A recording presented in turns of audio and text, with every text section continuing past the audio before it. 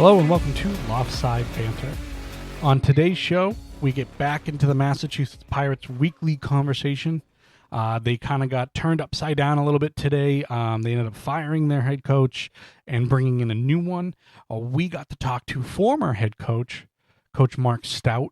Now, Coach Stoute is not the one that was let go today. Coach Stoute was a former head coach in a different season. Very grateful for his time. We go into a little bit of the news of the day, if you will, so some stories that came out today. And then I talk about my favorite soccer team, West Ham United, and the state of the union for them. It's kind of a rant. It's kind of a just frustration, really, if you look at it. But outside of that, again, this is Loftside Bantr, www.loftsideBantr.com. That's loftside.bantr.com. You can go to loftsidebanter@gmail.com and send us questions, comments, concerns, if you will. And then please like, subscribe on all the social medias. Go to Spotify, Apple Podcast, RSS.com. iHeartRadio, all those different places, and please show some support. We're starting to kind of grow, and it's really exciting, and I want to continue see it growing because I'm putting in a lot of work to do this in between a lot of other things, and I can't thank enough for the support from friends, family, my wife, everything like that. So I really do appreciate it. And now let's get to it. We are on in 7, 6, 5, 4, 3, 2. Welcome back to Loftside Bantr.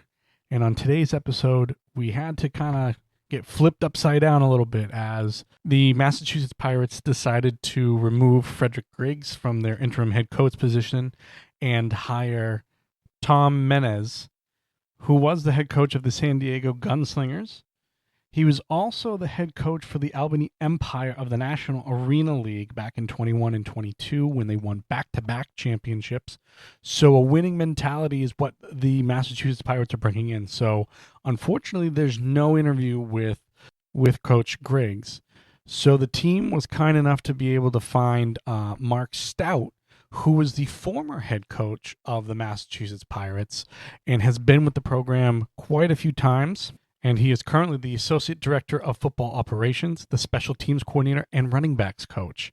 So he's taken some time out of his bye week to sit down with us and go over a few different things and kind of address the change that came in today.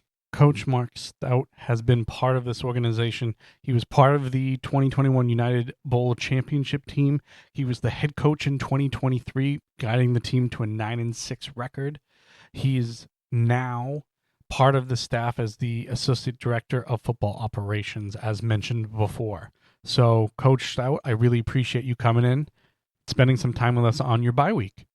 All right, Coach Stoute, I want to start with your journey, kind of what led you to coaching and how the road kind of brought you to the Massachusetts Pirates. I know you've been back a couple of times and had a whole bunch of various roles, but, how did you get here? I had actually, back when I was coaching in Iowa, I actually signed Jawad as one of my quarterbacks in training camp. So we released him at the end of training camp, unfortunately. But we stayed in touch over the years. And then I was the head coach in Louisville, which folded after like 4 games into the season, we folded. And then Jawad called me and offered me to come up and take a role with the team. So I came on board the championship season when we won the championship. And then I've been on board on the staff since then. Perfect. When you look back on your early coaching days, and are there any specific mentors or moments that kind of shaped your coaching philosophy or anything else like that? Yeah. As like everything else, depending on where you go, I was lucky that I had some good head coaches to come up under. Mike Hornsey. I was in the AFL for about 20 years. I started off with Rick Buffington's staff.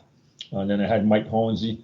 I ended up with Bob Lanzy in Green Bay for a few years, and then also transitioned and I had Steve DeBerg in Indianapolis. So I had a chance to be under a couple of different systems, and then kind of mesh all those systems together, and then created my own system when I got my opportunity to be the head coach of the Toronto AFL team. Now, how would you describe your coaching style? What is it that you feel that you model your system after? Well, fundamentally sound offensively and defensively. You got to be able to take advantage of all three phases of the game: offense, defense, and special teams. I'm currently running the special teams for the Mass Pirates. That's where I put most of my time in. But I do work on the offensive side of the ball, and I do have some defensive projects from time to time too as well. But in order to win a championship, you have to be a well-rounded team, and you have to have a team that's bought in. Your players have to be bought into the scheme that you're running. So I've stressed over the years, and what I've learned and brought forward with me is instead of trying to find players to fit a scheme, tweak the scheme and adjust the scheme based on what you have for players. And you'll get the best out of them very quickly because they realize that you're going to work hand in hand with them and not just, they're doing whatever it is you tell them to do type of thing. Do you think coaches nowadays kind of go that other direction and try to force players into a certain scheme? Yeah, it's a little bit different in college, NFL. You've got excess players. You've got time to recruit. You can build your scheme. In our game, a lot of our players are moving parts. We've in Mass, we've had the opportunity to have a lot of our players get picked up at the next level. So our team is constantly in flux in terms of, like this year, we're a very young team. We've got a young offense starting quarterback. The defense returned 2 guys from last year. So that we have a lot of young starters in terms of indoor football. It's a little bit different than what they played in high school, than what they played in college, and what they played in the pros. So and we only have a 2-week lead into that first game. So it's a very dynamic atmosphere, and you've got to really figure out what the players are best at, and let's tweak or move what we can move to feature what they're best at, rather than trying to teach them a whole new scenarios. And you only have a very short space of time to get that done. Yeah, with the IFL being such a high octane kind of league, how do you keep your players sharp and healthy with such a fast paced game comparative to the other leagues and stuff like that? Yeah, I think once they get involved and they play and they played their first game, I think they quickly pick it up and they take a liking to it. I find that our players really grasp the game very quickly. They're hungry for knowledge. A lot of them are trying to use us as a stepping stone to get that shot back to the CFL or the NFL or the UFL. So we have a big melting spots, so to speak. And the players part of it, they're willing to do what they need to do to get it done. And we've had a great recruiting pipeline through Jawad, and over the years, the success we've had, not only in the IFL, but in terms of also placing guys at the next level. That's given us a very talented roster and a talented group of players that we have to pick from in terms of who will make our team and who will play for us. Now, the Pirates have never had a losing season. I believe there's only one season that they've been 500. How does results really matter to Jawad, and how do you keep getting players in place to kind of keep that success going? Yeah, this year, using this year's team as an example, we're very young, so we've got a group that's learning. They're learning a new system, a new game. It's a very fast, high-paced game. So it's going to take a minute or two, especially when the key position quarterback is a rookie. He's not a rookie in terms of having played football, but he is a rookie to the IFL. We have some veteran receivers. We have some veteran offensive linemen. So we're kind of balancing out the younger quarterbacks with the more veteran line and the more veteran receivers. Defensively, we've had a lot of success early. We've got one of the top-rated defenses in the league. So that is something that has come along pretty quickly. But usually defense comes out of the gate a lot faster than offense in most areas of football. Now, you guys just played Green Bay over the weekend. Unfortunately, didn't come out with the win, but when you go through a game like that where it's kind of back and forth, which the IFL always seems and arena football has always seemed to be, how do you make halftime adjustments when it's such a crazy off-the-wall kind of league? Yeah, it's tough. It's a short halftime to begin with, but basically what we're looking for is a quick rethink of our game plan. Are they doing what we thought they were going to do? Is our plan fitting what we're seeing? And then maybe some tweaks offensively. We may move a couple of different deep ball throws versus short throws. We may come out. We usually have a second half where we got a couple of formations that we haven't showed in the first half. So we got some things that we can go to there. Defensively, your defensive core is built on stopping their best 6 or 7 plays. And so you take a look at the 6 or 7 best plays. Did you stop them? What did they do? How did they adjust? And then you make a little tweak. Maybe you go from zone to more man. Maybe you go from man to more zone against certain formations. So you're trying to play that cat and mouse game and stay one step ahead. What is the most misunderstood part about being a head coach at this level? It's a little bit different. It's not so much, I wouldn't say misunderstood, but I think a lot of people don't realize what goes into a head coach's job in the big field. When you're talking about college, you have football operations and football operations directors now in college teams, let alone in the pros. You got a GM, and so it's all gone into that. So with a good GM, you can focus more on just the football side. But for us, we don't have that many players. We don't have that large staff. We don't have a 20-man staff like an outdoor football team would have. So you're going to have to cross over and be a manager, not only a manager of signing what people can do, but also get rolling up the sleeves and getting in there and pitching in and doing your share of the workload too as well, to ensure that we're ready by the next weekend. Whether that's getting players, whether that's we're tweaking how many guys are injured, how do we get them to treatment. There's a lot of moving parts going on in the day, other than just showing up for practice and then going to a meeting and watching some film and going home. So you've got to be ready to wear multiple hats.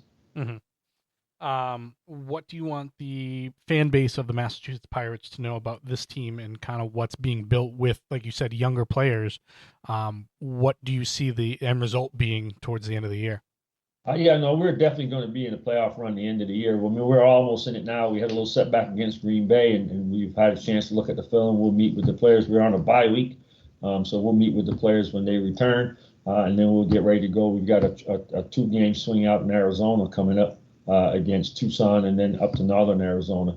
So it moves very quickly. There's not a lot of time to dwell on losses or to celebrate wins. You got to flip the switch and get going, and so that's what we'll be doing. The players are excited. They're just obviously disappointed about the loss, but it's just a matter of that's the IFL world. Games can turn. It's not like the NFL where you can punt and play defense and sit on the ball, and it's a little bit different dynamic. So the game is never over till it's over, and momentum swings back and forth. So we need to just settle down. We've got a young team. They're progressing very well. They're ahead of schedule based on the fact that so many rookies are playing. Which is unheard of in professional football, to have 8 rookies or 7 rookies that are starters of all things. That's not norm. So we're getting there. Be patient. We're going to have a good run here. We've got the Arizona trip. We've got one more bye week, and then we're 8 straight games to finish up the season and head us into the playoffs. So we're excited about the future, and we are upward and onward is our motto for the rest of the season. Now, obviously, we had some changes today with the coaching staff. Coach Frederick Griggs was the interim head coach, being replaced by Tom Menas. What are you excited about to work with Coach Menas? Well, I haven't had a chance to visit with him yet, so I'll save that for another time. I'm always excited to when you have a coach of his category and his background coming in. I've coached against him. I've never worked on his staff, or he's never worked on my staff before. So it'll be an exciting time to meet with him and sit down and see what his philosophy is and what direction he wants us to go in. And at the same time, continue to build on what we've already got in place with the Massachusetts Pirates. Now, as you being a head coach and stuff like that with revolving staffs, like when teams look at new coaches and stuff like that, do they try to do the same thing as players and find kind of system people, or is there the ability to kind of adjust as you kind of go along? I know you've done this for a long time, so you probably have seen a bunch of different.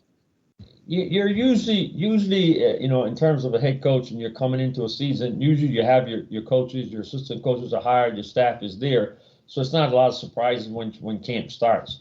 When you're transitioning within a season, it takes a minute or two for that to happen and to get the tweaks done and to slightly subtly change. I don't expect to see drastic changes. Obviously, there'll be some change because the guy at the top has changed, and so that creates by necessity some change. But I think that in-season just changing for change's sake, usually doesn't work out. So we got to look at what we're doing, factor in what his vision for us is, and then what do we do to get going from here? And it's going to happen real quick. I mean, Monday morning we're in meetings, and Monday we're in practice. So we have players sitting in front of us bright and early on Monday morning. So we've got to have a meeting of the minds. get a quick transition, and off we go. And not skip a beat in terms of what we do when we're around the players and how we handle what we do when we're around the players. From a practice, a game point of view, we're flying out to Arizona on Thursday, so we've got Monday, Tuesday, Wednesday to get the majority of it in. We'll get a light walkthrough practice out there on Friday, and then we play Saturday. Does something like this sometimes give a boost to a team? Obviously, like I said, you're 2-3 going into this bye week. Does a change like this really kind of give you that boost, or can it go the opposite way really quickly? It can go either way, but for the most part, if you're smart about it, there is some bit of a adrenaline rush. There's a new face in the room. There'll be some adjustments made, and it's grounds us a little bit, gives us a sense of urgency to get back to understand the fact that football is a result-driven sport. It's unlike any other sport that there is. It's result-driven. You're judged by not what you did last year or what you're going to do next year, but what you're doing right here, right now, right in the moment. So it's one of those in-the-moment type sports. And it's a team sport. I mean, we need everybody pulling their load. We need offense, defense, and special teams to all be clicking. We've not quite established that this year, but we are on the cusp of it. We've come very close to having all three phases really having a good game. We had it in Jacksonville when we played down there a couple of weeks ago. We made some movement with our kicker. We've got Josh Gable in as our kicker now.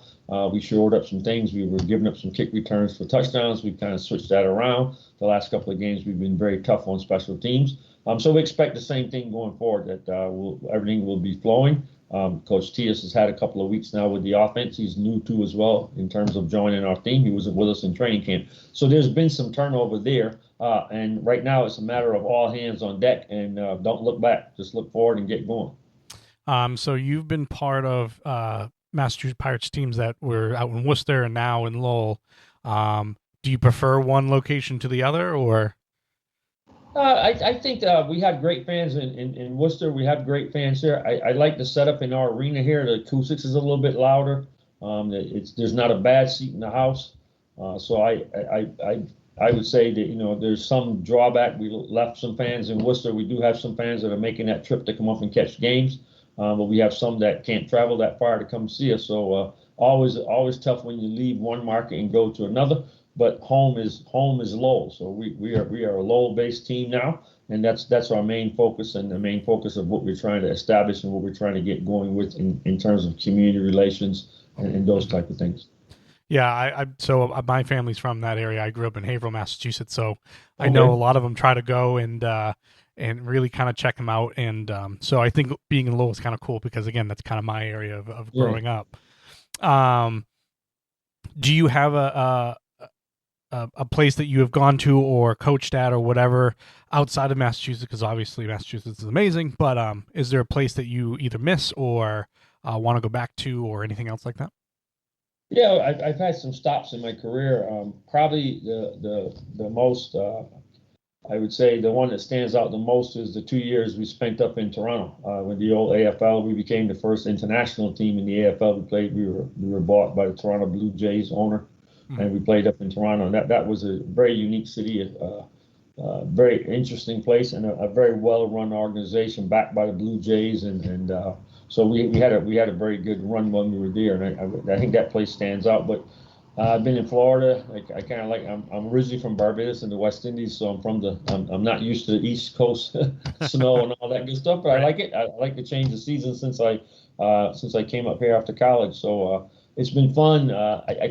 I think wherever we have been, I think I've been fortunate in that we've had passionate fans, no matter where we were. We were in Cedar Rapids, Iowa, a small town, Midwest town, and we were revered there. The fans came out in droves to watch us, and it's kind of very similar to a Lowell situation. It's not Boston, but it's Lowell, and it's got its own vibe, and it's got its own passionate people, and we're starting to make inroads into those crowds now, and.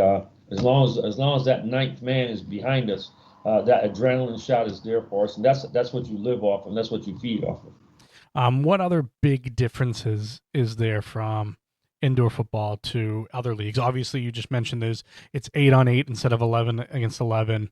What other big differences is there that maybe some people don't know? From a coaching standpoint, I think the biggest difference that you'll find is that you don't have those reserves. If you get 2 or 3 guys hurt, in a game, you're on the phone right after the game and you're talking to Doc and you're trying to figure out, do I need to get somebody in here to play? And then if I get this guy in, can I get him ready in 2 or 3 days to get ready to play? So that part of it is unique to indoor football, just a 25-man roster versus a 60-man roster outdoors. There, you've got a backup for every backup in the big field. So some guy goes down, you plug in.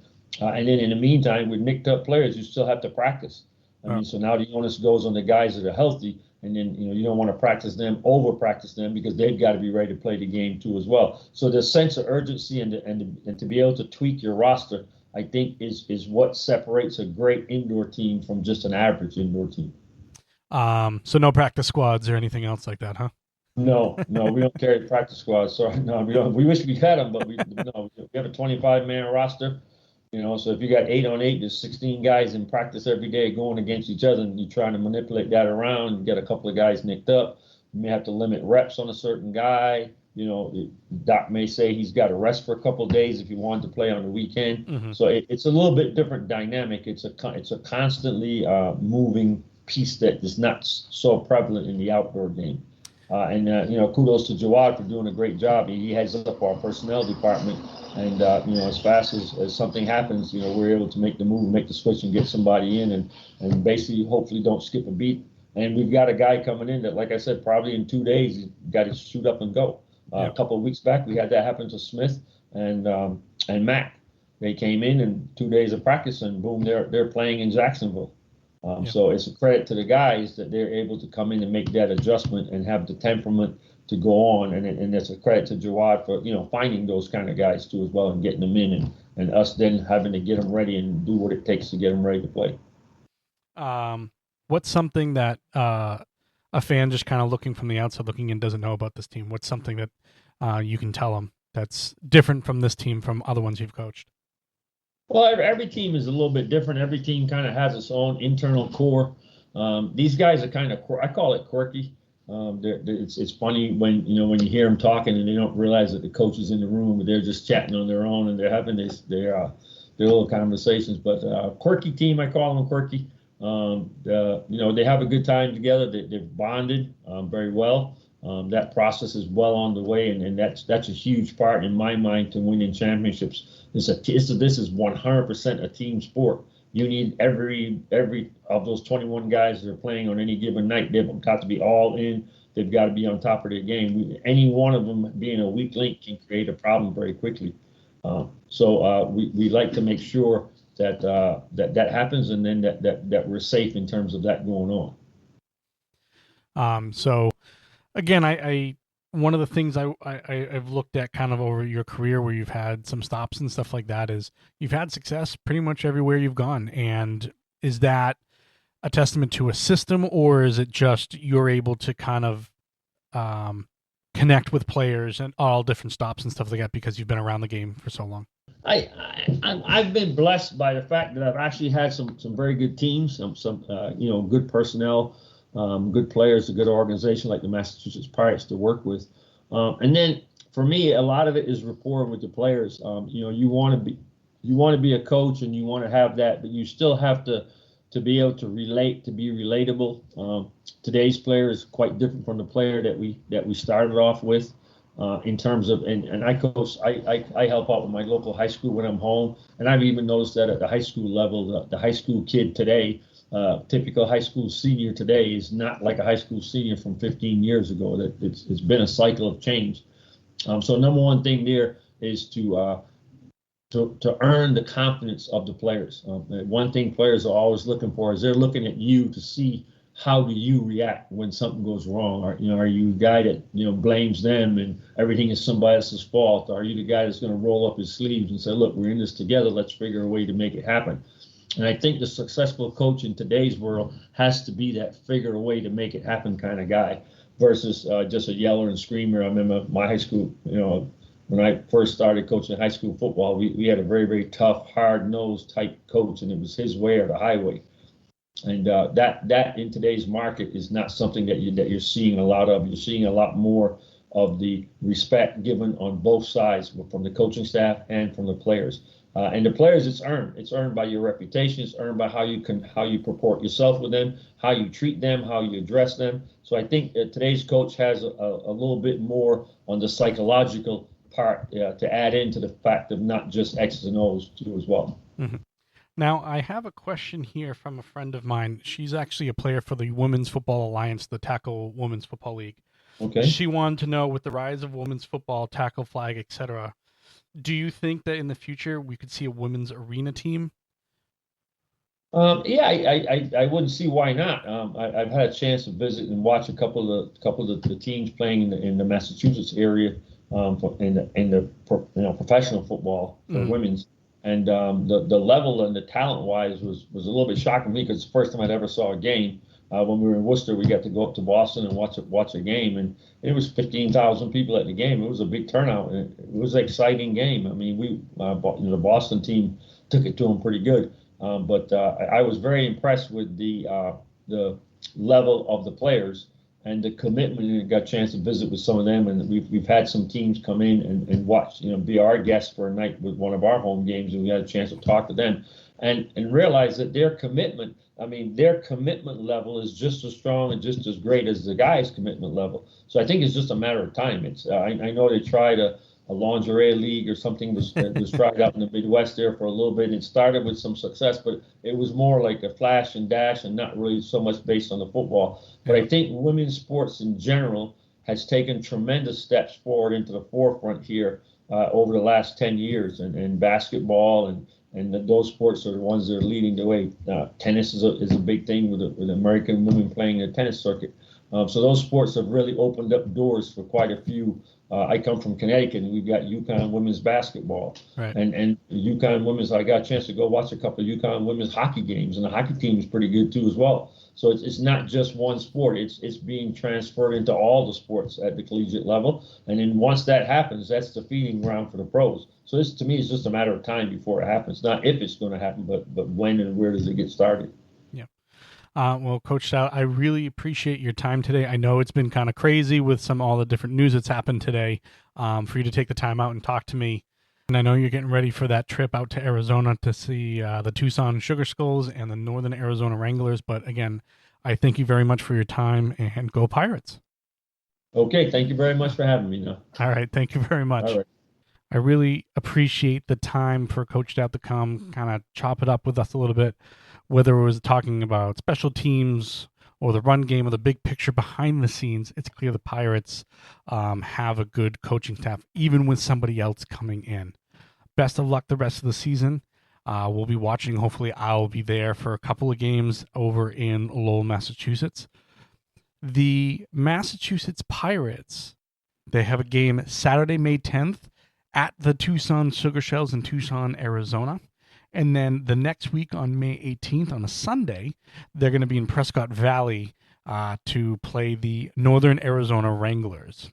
They come back home May 29th, which is a Thursday night game against the Jacksonville Sharks.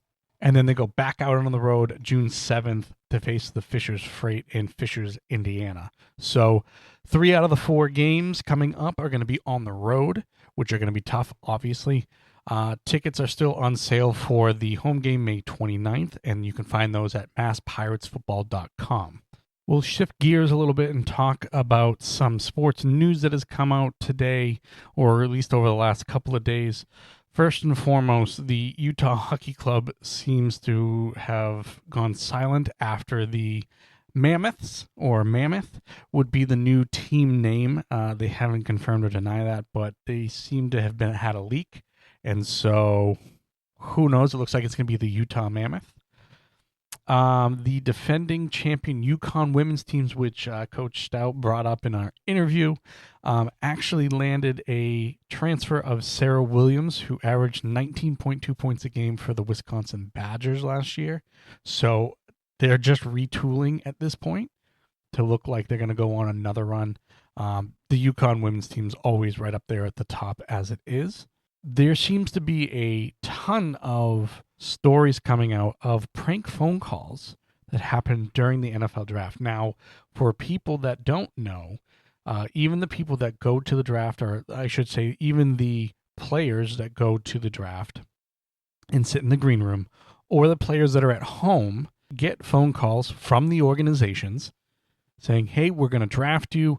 Are you excited to be a Patriot, a Jet, a 49er, whatever the case may be?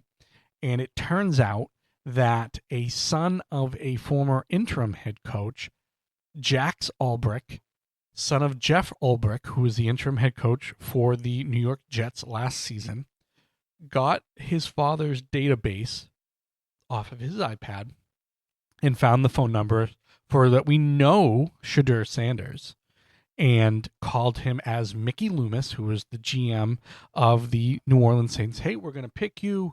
I hope you're excited. Oh, by the way, you're going to have to wait a little bit longer, and hung up. He's come out and said sorry and all those different things. Since then, we're finding out that Tyler Warren, the tight end from Penn State, was called around the 7th pick and said that the Jets were going to take him, and obviously didn't. And now Abdul Carter is coming out and saying that he had a prank phone call at that time as well. So the NFL ended up fining the Atlanta Falcons $250,000 and defensive coordinator Jeff Ulbrich $100,000 on Wednesday after Ulbrich's son made a prank call to now Browns quarterback Shadur Sanders. So again, we bring up that somebody called Abdul Carter and said, oh, we're going to take you with the number 2 pick, not saying that it was also Ulbrich's son, but I mean, it seems a little weird that he was able to get all the phone numbers and make these calls and everything else like that. Again, not speculating that it was him. It just seems odd. In this story about Abdul Carter, the agent came out and said, it's unfortunate that these private numbers are getting to people making the prank calls.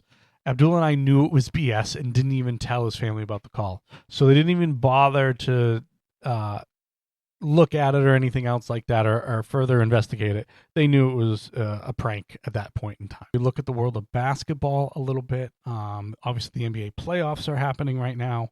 The Thunder dismantled the Grizzlies in 4 games to move on to the next round. The Cavaliers beat the Heat. The Pacers knocked out the Bucks. It could be Giannis's last game in a Bucks uniform. The Celtics just took care of business against the Magic, and they struggled against them in the regular season. And it looked like they were getting pushed around a little bit, and they were complaining about all of the different physical things, and they were hurting players. And I was going to come on here and be like, you just got to man up and just do it. You take care of them in 5 games. Okay, that's fine. The Magic aren't quite there yet. Western Conference, Denver leads the Clippers 3-2. The Minnesota Timberwolves are up 3-1 on the Lakers, which would delight me if they could knock out the Lakers in the first round in 5 games. The Golden State Warriors are up 3-1 on the Rockets, who are the number 2 seed in the West. The Warriors just have that playoff, experience that the Rockets just don't have yet. They don't have it. The Thunder also don't have a ton of playoff experience, but they've at least had some of their core players in the playoffs, whereas the Rockets have been absent for a couple of years. On the Eastern Conference, there's only one series still going, and that's the Knicks and the Pistons. New York leads that series 3-2. I would love for the Celtics to play the Knicks. I really would. I mean, I'll take either one of those teams. And the notion that teams are coming out and saying, we want Boston over the last year in the playoffs. And I just have to say, be careful what you wish for. The Celtics, defending NBA champions, are dangerous still. And I want people to understand that they're still very dangerous. And I still think they're coming out of the East. The series everybody wants to see is the number 1 seeded Cavaliers and the Celtics in the conference finals. Again, you got to go through some teams to get there, but I think that's what everybody wants to see. And then on that Western Conference, if Denver takes care of business and the series end with the team that's winning, you're going to have Denver against the Thunder. You're going to have the Timberwolves against the Warriors. And again, I think that's a great series as well. I don't think it's a cakewalk for the Thunder, no matter who comes out of that. I think that the Thunder are much better than the Warriors, and I think the Timberwolves are kind of still in that same category. So I still think it's the Thunder coming out of the West. The next stop I want to make and kind of go on a little mini rant here is in the world of soccer. Now, that's strictly in this country that everybody calls it soccer. It's football everywhere else. I am a massive fan of West Ham United and have been for quite some time. The things I need to say about this club are not good. And the reason why I'm going into this now is this club won a European championship not too long ago. And again, it's not the Champions League. It wasn't the Europa League. It was the UEFA Conference League. Still, it is a European championship. And I was at a bar here in Boston and watched it with a whole bunch of West Ham fans, and it was phenomenal. It was one of the best sporting experiences that I've been a part of, and the team was on such a high. Since then, it's just, again, it's gone kind of downhill. You got rid of David Moyes, who was the highest win percentage of the club's permanent managers, the highest Premier League win percentage of the club's Premier League era managers. I agree at that time it had to go. He had to go. He just wasn't getting the best out of the players. You go out and you get Julen Lopetegui, the Spanish manager, and he's not the fit. He's not the guy. He's not the fit. So you make the move this year to go back to a guy named Graham Potter. And I say back to, it's somebody that's been in the Premier League, has done it in the Premier League, has success in the Premier League, and he's been here for 14 games, and they've had 3 wins, 4 draws, and 7 losses. And I understand they're not his players. That's fine. We're going to give you a pass for the rest of this year. But you haven't looked good. So here's the problem in my mind. Owners. The owners are the problem. Either you're going to spend money in the right places and you're going to go out and you're going to hire the right people in the first place instead of trying to be cheap and get a free manager, which, again, Graham Potter was on a free because he wasn't signed to a team. Why you didn't go that direction in the first place, I don't know. But to bring in Lopetegui, who was criticized as a real, what's the word I'm looking for? Not an exciting hire. He's not. So from there, yes, he coached Real Madrid for a few games. Okay, great, but he didn't last very long. And then, he's with Sevilla, and then he does Wolves for a couple of years, and then he comes here. And he's just not, you need to find those, you need to show ambition. And if winning a European championship a few years ago on the third level of European championships is all you want to do, great, you've done it. You've done it. But there's no ambition being shown by the team. The players that they've brought in, there's constant change around them, so they're just not really doing all that much to improve. You know, let's take a look at some of the players. Luis Fabianski has been here for a while. Love him. Aaron Crespo, not the player he used to be. You got guys like Vladimir Sofal, who's basically begging to stay with the club because he loves it here. You know, you let Lopetegui send James Ward-Prowse out to a different team in the Premier League when he's been nothing but great since he's come here. You have an accident with Mikel Antonio, which is unfortunate. You have Lucas Paquetá, who's under investigation by UEFA for gambling. You have Nicholas Füllkrug, who is basically calling out everybody else and saying, we're not playing the right way anymore. And you want to silence him and basically bench him when he's allowed to show frustration. And again, new coach, not quite his players. Füllkrug is probably not here past this year. Mohamed Kudus, who's just hasn't been the same player that he was last year. You still have a guy like Danny Ings on your roster where he's not even getting on the bench half the time and he makes the most money. Jared Bowen's your captain and you love him, but there's nothing built around him. Thomas Souček, who has his ability to score goals, but putting him in midfield to handle the ball, he's just not great. So there's shortcomings to him when he's your second leading scorer, top scoring guy. And then you bring in guys like Evan Ferguson, who on loan that, okay, here's a young Irish striker that's maybe going to be I can't tell you the last time this club had a striker that could score goals at such a consistent basis. There's nobody to do that. And now we're going to go into the offseason and we're going to say, hey, they're spending too much money on these players. They've gone out and spent all this, and now we're in 17th place, which is one spot outside of relegation, by the way. For anybody that doesn't know, relegation is if you're finishing in the top 3, you go down to a different division, you make less money. Which is all sports should do that at this point. But I digress. That's for another show.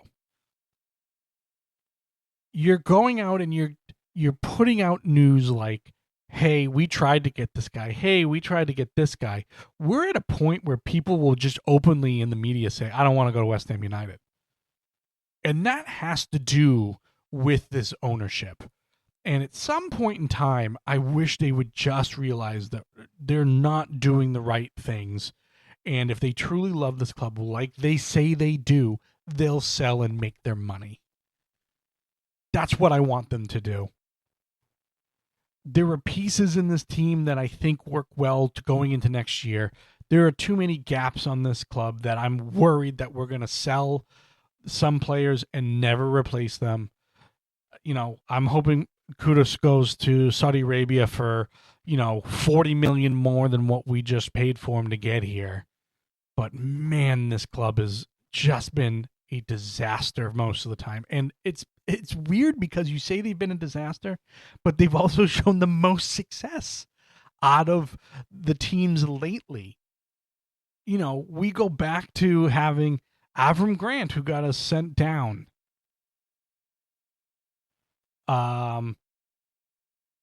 Manuel Pellegrini, who just wasn't very good as a manager. Big Sam, I can't say anything bad about because, he's won the championship, got us back up here, or won the playoff in the championship, I should have, in 2012. Slaven Bilic, I actually really liked him as a manager. David Moyes was here. Again, not an exciting brand of football, but still, he had the most success out of anybody, and now he's back at Everton. I mean, he has nothing but great things to say about this club, which is great. I think Graham Potter is going to be fine, but there's a lot of holes to fix on this club. A lot. And at some point in time, I think the bad is just going to get worse, and we're going to end up in that position we don't want to be in. And I hate thinking that way because when we moved to the Olympic Stadium and we said we were going to be a much bigger club and we weren't going to be clowns anymore, and here we are floundering at the bottom of the table again. After spending tons of money on new players. Tons. And there are some guys that are out on loan that I hope come back are really, really going to be part of this young kind of new wave of West Ham Academy players. George Earthy, Callum Marshall, Freddie Potts, who's out at Portsmouth right now. I really want to see these guys come in and really help this club kind of find those guys that, they may be on the bench to start off with, but then can be inserted into that starting lineup and really learn. We haven't had a real great academy player, obviously since Declan Rice left. Now, that's been a couple years, but there's nobody else really on this roster that's like, okay, Oliver Scarles has been good when he's been in there. I hate seeing a club that has such a history, such passionate fans. I've gotten to meet a lot of West Ham fans from every corner of the world and talk with them and how passionate they are for this club. And at some point in time, you would hope they would round the corner. They just haven't yet. And the only common denominator that I can find is this ownership group. I've taken some detours here. I've been able to talk about my favorite soccer team, kind of drop into some, news stories that have kind of happened recently in the sports world. Had a great conversation with Coach Stoute. So, again, I thank everybody for the support, and we're starting to, make some other moves. I have another meeting with the Fantasy Turf War, and hopefully, the conversations will be getting people on that also have other sports podcasts and everything else like that. And we can kind of, cross our knowledges together and kind of figure out how to grow this a little bit more. for everybody, no matter where you are, when you're listening, have a good morning, good afternoon, good night. And I appreciate you, and have a good one.